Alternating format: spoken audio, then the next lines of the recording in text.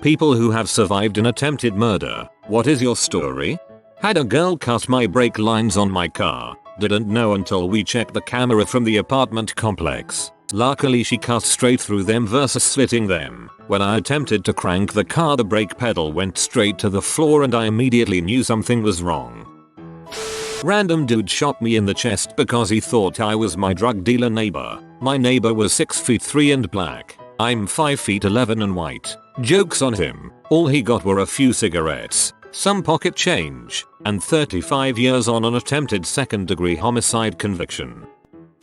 Not me, but my mother. Context: we were already independent. She lived alone with 2 dogs, and burglar break into in her house. He tried to torture her with small cuts with a knife he had. When she screamed, the dogs, 2 beautiful 80 kg/160 lb Rottweilers, defended her. The delinquent was left with facial skin tearing, skull sinking, multiple fractures in one of the arms. We had to hire a specialized cleaning service to remove the smell of blood. Such good dogs. My older sister tried to stab me with a large knife in an attempt to kill me on my 16th birthday. My mother grabbed the knife off her before it got my stomach and slammed her against the fridge and yelled at me to run. Last time I saw my older sister, she said, "I've gotten over it and you should too. It's pathetic to hang on to it." She then told people it was self-defense because I tried to hurt her. I was literally eating my birthday breakfast. I didn't sleep properly for 2 years while she was in the house because she constantly tried to break into my room at night to slit my throat while I slept. I hate her. I feel like I am very late to the party, but my uncle was attempted murdered by random and pure bad luck. He was living in a high rise and some crackhead pressed every single buzzer. Someone let him in out of laziness, not caring, wanting the buzzer to stop. The crackhead proceeded to knock on every single door down the hallways and my uncle is the first to answer the door. The crackhead pulls out a pair of scissors and plunges them into his throat. The crackhead then nonchalantly walks out of the building and says to a passing couple, "You should probably call the police because I just murdered someone." He was picked up very quickly, and my uncle survived for a year or 2 before his epilepsy killed him.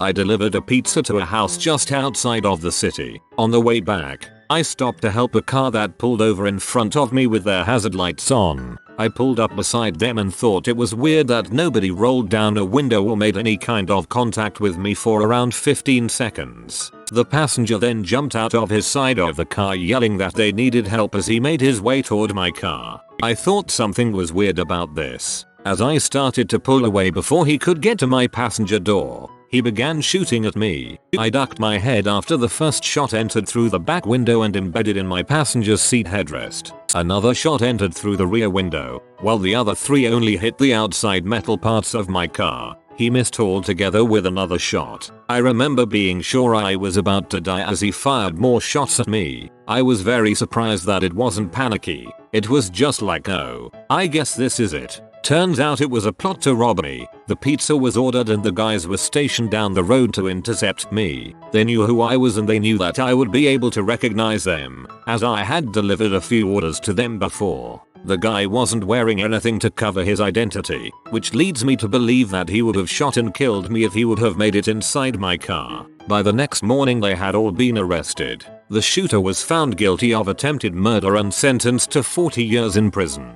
He later appealed that sentencing because there was a word wrong in the jury instructions. He won the appeal and ended up being sentenced to 10 years, and was released November of 2010 after 5 years. The remaining 5 years were to be served as parole probation. He was arrested twice for parole probation violation when he was only a couple months away from total freedom. I laughed. TLDR. Some people tried to murder me for pizza money. They shot. They missed. They got caught. They did time, but not enough. Then did more. I saw 2 people stab someone to death in what I assume was a drug deal gone wrong. When I was on a night walk, spent another hour being chased and hiding in a backyard so they wouldn't do the same to me. Scary night. My parents moved to Mozambique during the mid-90s. I was around 8 at the time and started going to school there. A nice private one. Can't complain. My father was working for the Red Cross in Chimoio, so we had a comfortable life. One day, before arriving to school with a friend of mine, some sketchy guy stopped us, offered a whole bunch of money to just take some small box to a white van that was parked at the end of the street, not even 100 meters away. My lucky day, I guessed. It actually was, but for different reasons. When I was going to go grab the box, my friend grabbed me by the shirt, pushed me, and started running, screaming, something I didn't understand in Shona, the local dialect. That moment was when it clicked. The moment I looked back, the guy had already vanished. So, wherever you are, thank you, Jude. I will never forget you. My mom attempted to murder me and my sister when we were younger. She was going through a psychotic episode and pretty suicidal, and I said the wrong thing that set her off. She chased us down to the basement with a knife. We ran into my room and my sister hid in the closet while I tried to fight my mom off at the door. She was trying to push it open while I was trying to push it closed. It was a back and forth struggle until she put her hand in the door. I think she was trying to engage my non-violence because she thought I wouldn't shut the door on her hand. But I slammed the door over and over again until her fingers broke. Meanwhile, my dad, who was in the house, finally came downstairs to check in what was happening. Mind you, this all happened very fast, and my dad has a habit of zoning out when my mom gets in her episodes. He ended up pulling her off of the door, and my sister and I ran out of the house and jumped in our van. He drove around the corner and turned off the lights, and we all ducked down in our seats to hide and stayed there until my dad saw her drive our other car off. Please tell me this had consequences for your mother.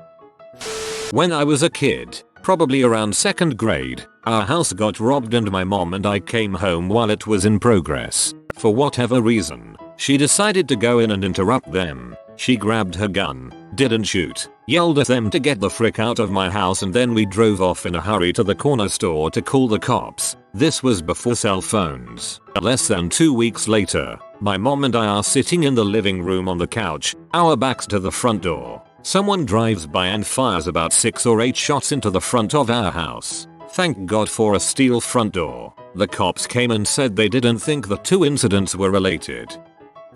I was 13. My mother was screaming. Legit screaming. Not the yelling that a lot of people call screaming. They're different. Trust me. At me because I made a tuna sandwich for lunch and didn't make one for her. She was a courier and I never knew when she would be home and when she wouldn't. These were the days before everyone had a cell phone, and she frequently bought lunch on the road. I was done with lunch before she got home, but she still flipped. I was selfish, a horrible daughter, etc. Anyway, as she was screaming, I was backing away from her until I was pressed against the sink cabinet. She kept coming towards me. I swear to God, before I knew what was happening or could process register, she had the scissors out of the knife block in her hand and she was still coming towards me. Scissor points directed at me. I screamed bloody murder. My brother came rushing out of his room, right off the kitchen, as she started swinging them down at my throat. He caught her hand maybe 2 inches away from my skin, and she was coming at me with enough force that there was still some forward momentum for him to counter. If he had not been there, they would have been buried in my throat.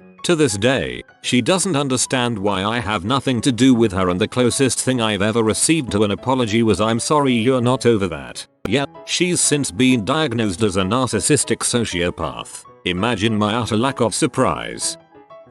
Neighbor stabbed me in the chest because I hit him over the head twice with a 10-pound weight to try to stop him stabbing his wife. However, I'm fat and the knife didn't go deep enough through my breast tissue to do any damages. Yay for being fat. He's still up for attempted murder though. So I had seizures when I was younger, so the fact that I remember this is amazing to me. My dad was driving my sisters and I to the new home he and my mother had just purchased like a few weeks before, when a woman who had wanted to commit suicide drove head on in my dad's lane. I remember him switching to the opposite lane a few times, and each time the woman would switch as well, still driving straight for our car. We didn't get hit and cops were called and explained that the woman was trying to kill herself. I don't know what happened to the woman, but I mean I lived. My family and I didn't have any injuries, but we were pretty shaken up. Suicide is bad, but that's a very crappy way to commit suicide. If you want to die, it doesn't mean someone else also has to die. When I was 6 years old I saw my bio dad stab my bio mom 20 times in front of my little brother and I. He took my bio mom's blood and rubs it on my brother's face and said, "This is your mother's blood." She almost died right in front of us. They got her to the hospital in enough time to save her life. But I was scary and I remember everything. He only went to jail for 8 years. He claimed he heard demons telling him to do it. I was walking down the street and somebody missed me in a drive-by. It was like that scene in The Apartment in Pulp Fiction. It wasn't me but my uncle. When I was a kid, around a decade ago, my uncle got shot while coming out of a bar with a few friends. His friend got hit once in his shoulder but was fine. My uncle, on the other, got hit 3 times. Once in the colon, lung, and heart. By all rights the shooter had gotten him and drove away. His friends rushed him to the hospital and, with the bullet lodged in his heart and blood entering his lung, he managed to survive. He was in a lot of pain for a long time, but since then he's gotten his life together and is getting married in about a year. Bullet to the heart and he survived. That's crazy. Someone tried to mug me and stabbed me in the place so I survived. Didn't see his face so he got away with it. Sounds like you got stabbed in the right place. I worked in a jail and a guy from a 1%er biker gang tried to pay $10,000 to have me killed because he somehow got the idea that I was the Fed who busted him and was merrily pretending to be a jailer so I could spy on him. Don't do kids. The guy was bragging about it and one of the other inmates who I had saved from a heart attack with first aid didn't like that, so he beat the living crap out of the guy and then told me about it. Phone call recordings confirmed that he had promised the money to 2 guys if they shot me in the back of the head while escorting him to court and busted him out. Federal marshals rolled them up and on his way to court I whispered to him, "Your friends won't be joining us." When we got to the planned ambush point, instead of a bond hearing he got charged for trying to have me murdered and organizing an escape. Not my story, but grandmother's friend was getting picked up from work by her husband when he shot at her 5 times. He missed 4 times and the 5th bullet hit the underwire of her bra. He then turned the gun around and killed himself. He had just been diagnosed with stage 4 cancer. She's alive and was completely uninjured. She now jokes about how bad of a shot he was to miss that many times. Crazy but story. Underwire doesn't just save boobs, it saves lives. 3. Ex-girlfriend with mental health problems plotted to kill herself, her entire family and me. Starting with me, she ran at me with a screwdriver and I knocked her the frick out. Glad she started with me and not her little sister. Not my story, but a girl I went to high school with. She had a flat tire driving home from work one night during college and was pulled over in the side of the road. A car pulls up and she thinks someone is getting out to help. A dude just freaking rushes her, slits her throat and stabs her a few times, then gets back in his car and speeds off. She managed to make it to a nearby house and survived, but they never caught the guy. Freaking terrifying. We use Telegram to buy drugs. We have this big group with lots of dealers. Very sorted. Very handy. So I just got home from college and parked my car on the street. It was about 2300 hours and I was just sitting and browsing my phone. At some point I got into Telegram to read some work related messages when suddenly a guy opens the passenger door and tries to get in. I'm trying to push him out and he's like, "Shh, you better not," and points to the driver's window where another guy was standing pointing a gun at me. He gets into the car and from the back another guy comes in, so now there's 3 of them. One on the passenger seat, one by the driver's window which by now opened the door and putting the gun to my head, and another who was sitting in the back and was pointing a knife to my neck. At first I got really confused and I was like, what the frick, guys? The guy next to me started talking about money I owe them and started searching my car. I told them they're mistaken and he was like, "I saw you browsing Telegram, so don't crap me." At that point for some reason I got really calm, as I do not do drugs and I don't owe nobody money. I tried to explain that I was just reading work messages, but the guy with the gun got really mad and hit me with the gun. He tried to pull me out and the dude next to me stopped him and said there's an easy way to check, so he took my phone and started going through everything. At some point he got into my messages with my mom, my little sister. He was checking where do I work. He got into the gallery and found pictures of my dog, and that's when I worried the most. He said to his friends, "Look how cute his dog is. Ain't it? You love your dog, do you?" And I didn't reply. Few minutes later and he finds nothing. Then he explains me that they supplied some guy 4k worth of weed and he never paid. Next he says sorry and they're off. TLDR. I was sitting in my car when 3 armed men jumped in thinking I owe them drug money. I wasn't.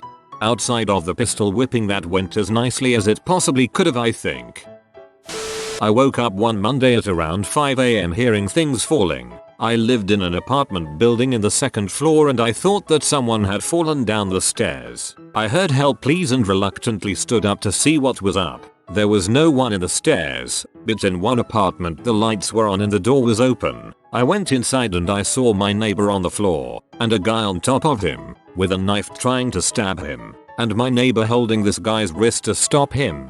Help me. He came through the window. I just stood there, waiting to see what was really happening, because I literally couldn't believe my eyes, until it hit me that this was real. This was happening. My first thought was to call the police, but then I realized that they would never get there on time. I had to take the knife, so I went there and I reached down to the floor, like one does to pick up a coin, trying to grab the knife. And then he hit me. I fell to the floor, and we continued to struggle there. I have no idea how long that lasted.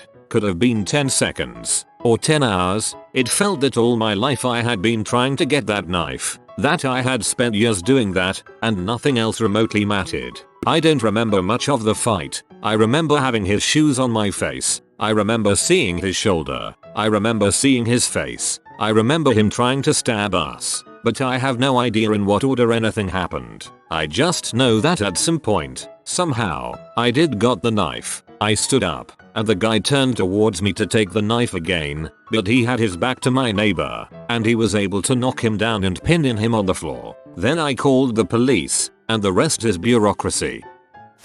My dad was choking me and I had started to feel myself fade when my mom had finally come home and opened the door right on time. ETA. Wow, did this blow up way more than I expected. No, it's not a Simpsons reference. My dad was very abusive and my mom tried to shield us kids from it. She didn't leave him for another 8 years though, but he never got that close to killing me again, either. He killed himself a few years ago after a long 33 days with me trying to save him from his own demons. It was a long, manipulated and very calculated experience on his part. We're doing a lot better now and I appreciate the kind words. OMG, that's horrible, in so many ways. I hope you are okay. School security found the knife she brought to kill me with. She was in police custody before she got the chance.